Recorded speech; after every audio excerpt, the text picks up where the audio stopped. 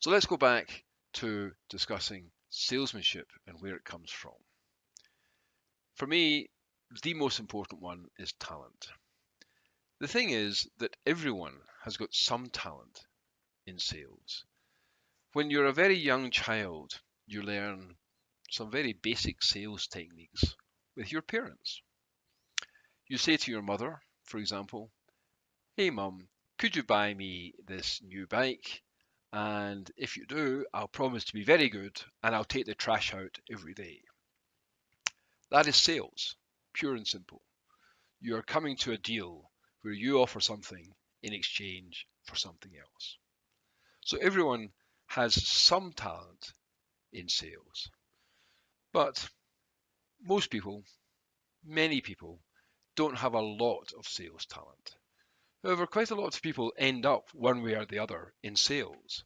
Wherever you are facing the public and exchanging money for goods of whatever sort, then that is sales to some extent.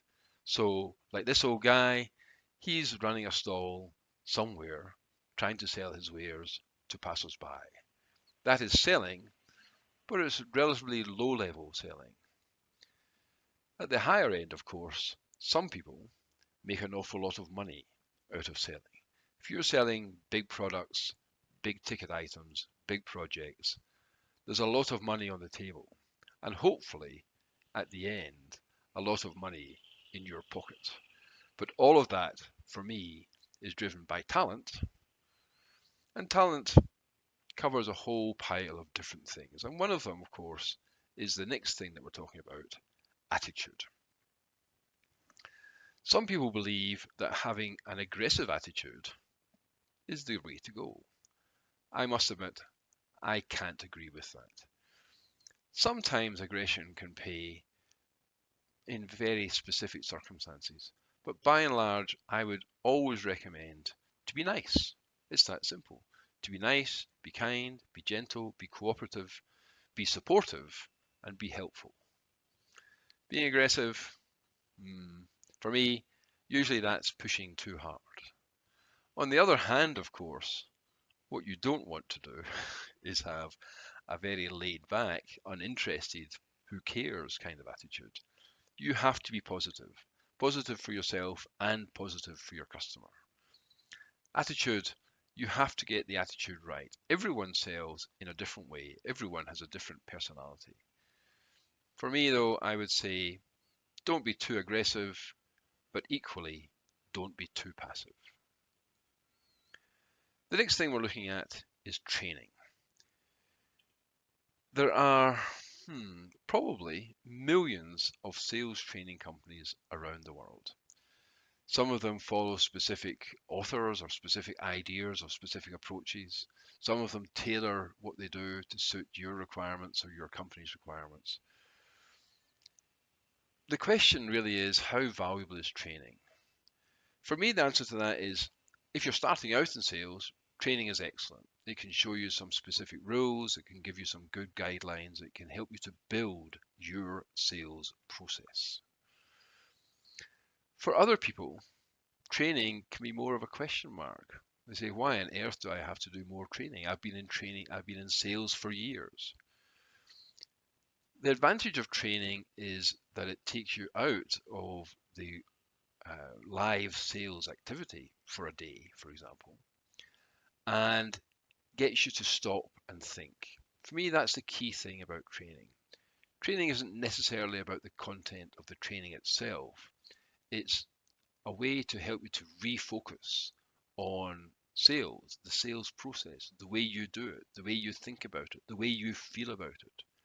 Training can help you take a step back and rethink about what you're doing, how you're doing it, and how well you're doing with it.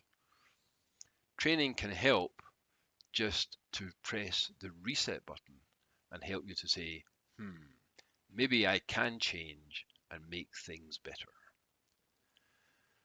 And of course, part of all of this is experience. The problem with experience is it just takes time. And the more experience you have, the easier it is to cope with strange things that happen, unusual things that happen, awkward customers, awkward situations. There is no replacement for experience. Experience is a fantastic part of your armory. It gives you a whole set of tools. The great thing about experience is you have it, you keep it, you retain it. I would always suggest that you share it as well. If younger people are coming in and starting out, then you can help them by giving them the benefit of your experience. And your experience can also help you deal and manage with the stuff that the customers are wanting. Now then, part of experience is confidence. The more experience you have, by and large, the more confidence you can have. But having confidence, being confident, is really the core of being a good salesman. Being confident enough to talk to anyone about what it is you're doing. So you have to be confident in yourself. You have to be confident in your company. You have to be confident in what it is you're selling. You have to be confident in what you know about the sector that you're in. The more you know, the more experience you have, the easier it is to be confident. But you should always try to seem confident. And you should also try and avoid being overconfident or seeming to be overconfident. People don't like people who are too strong. But being confident is key to making progress in sales. But so too is application.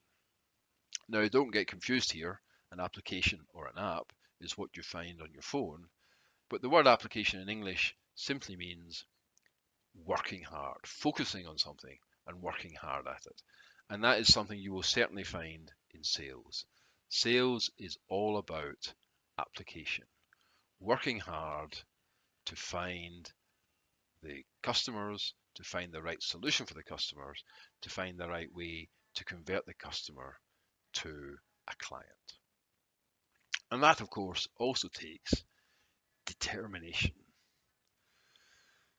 There's a lot of questions asked, or there are a lot of questions asked about sales and how pushy should you be, how aggressive should you be. We talked about this a little bit earlier on under attitude. My view is you shouldn't be very aggressive, but you should be very determined. Determined to make sure that what you do is the best that you can do and the best for yourself, for your customer, and for your company. So determination is absolutely essential to being successful in the sales environment. And then we come to what I think is the second most important of all of these, customer focus. You have to make sure that the customer comes first in your mind. It's not about your money, and it's not about your boss, and it's not about even the profit. It's about making sure that the customer gets what the customer needs, what the customer wants. It's all about service. It's all about delivery. It's all about making sure that you are the guy the customer wants to do business with. And if that's what you want to achieve, which it should be, then customer focus is key. Making sure that you know what the customer is talking about and that you can deliver everything the customer needs. And the last thing that we're going to discuss here is being thick-skinned. This is an interesting one. The problem is that most people regard sales as some kind of inferior environment. Someone who isn't an engineer, someone who isn't a creator, just goes out and sells. For me, that is nonsense. Sales is the second oldest job there is. Sounds like a strange thing to say, but think about it. The very first job was creating a food supply, being a farmer or being a hunter, but your job was to go out and find food. After a short while, however, it became true that good hunters or good farmers grew more food than they could eat and than their family could eat. And so they needed to take that food and make it available to other people in exchange for something of value. So a farmer and a hunter, as soon as they had more than enough, either they or a member of their family became a salesman to sell their product or exchange their product for something of value. So being a salesman is an ancient profession, and it's a very good and rewarding profession, and it's should be a very reliable profession, because you should be a good sales guy. But a lot of people don't necessarily see things that way.